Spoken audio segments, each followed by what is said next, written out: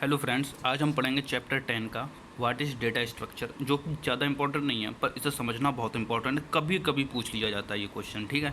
पर इसे आप एक बार ज़रूर देखिएगा, क्योंकि कुछ पता नहीं होता है एग्ज़ाम में कौन सा क्वेश्चन पूछा जाए। सी लैंग्वेज में ये डेटा स्ट्रक्चर आज हम पढ़ेंगे, ठीक है।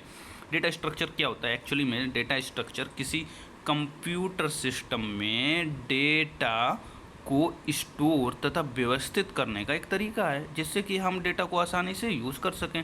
डेटा स्ट्रक्चर हम आपसे बोलते हैं, सबसे पहले हम क्या देखते हैं। तो अगर हमें क्वेश्चन नहीं पता है, पर हमें क्वेश्चन लिख कर आना है, खाली नहीं छोड़ना, क्योंकि माइनस मार्किंग नहीं है इसमें, ठीक है। क्वेश्चन लिख के आओ, आंसर भी आपको मैं बता दूं कैसे। अगर आपको कोई क्वेश्चन मिलता है, जैसे हमने यहाँ पे देखा डेटा स्ट्रक्चर, तो आप सिर्फ हेडिंग देखिएगा क्या होगी, डेटा स्ट्रक्चर। यहाँ पर डाला डेटा स्ट्रक्चर, उसके बारे में लिख दो डेटा स्ट्रक्चर क्या होगा।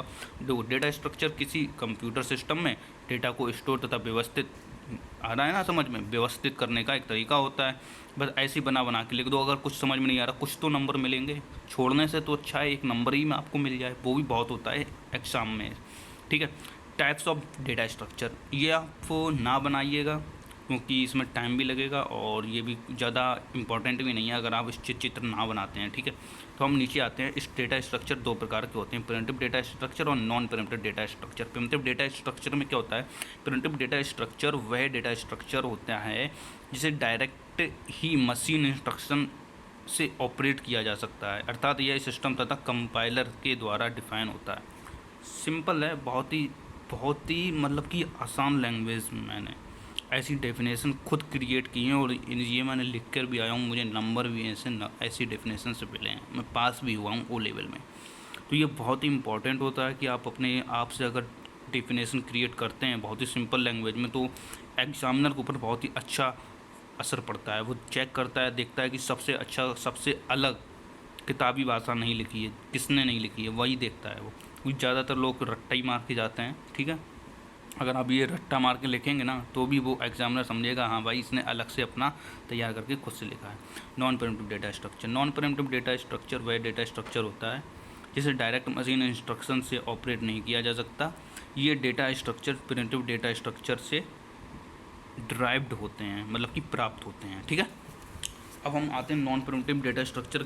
ये अगर क्वेश्चन आता है व्हाट इज़ डेटा स्ट्रक्चर, तो आप अगर यहाँ तक भी लिखते हैं तो भी सही है।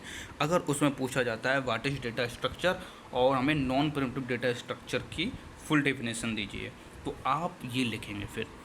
नॉन प्रिमिटिव डेटा स्ट्रक्चर दो प्रकार के होते हैं, लीनियर डेटा स्ट्रक्चर और non linear data structure. Linear data structure क्या होता है? लीनियर एक ऐसा स्ट्रक्चर है जिसमें डेटा आइटम को लीनियर रूप में स्टोर तथा व्यवस्थित किया जाता है, जिसमें एक डेटा आइटम दूसरे से एक रेखा के रूप में जुड़ा रहता है, ठीक है। Array, link list, Q and stack, ये इसके एग्जाम्पल हो गए। Non primitive, non linear data structure क्या होता है ना, नॉन लीनियर एक ऐसा डेटा स्ट्रक्चर है जिसमें डेटा आइटम को क्रमबद्ध तरीके से व्यवस्थित नहीं किया जाता है, जिसमें एक डेटा आइटम किसी भी अन्य डेटा आइटम के साथ जुड़ा हुआ हो सकता है। तो ये हमारा था डेटा स्ट्रक्चर। वीडियो अच्छी लगी हो तो आप सब्सक्राइब भी कर सकते हैं, वैसे अगर करना चाहो तो कर सकते हो, अगर आप ओ लेवल कर रहे हैं तो, ठीक है।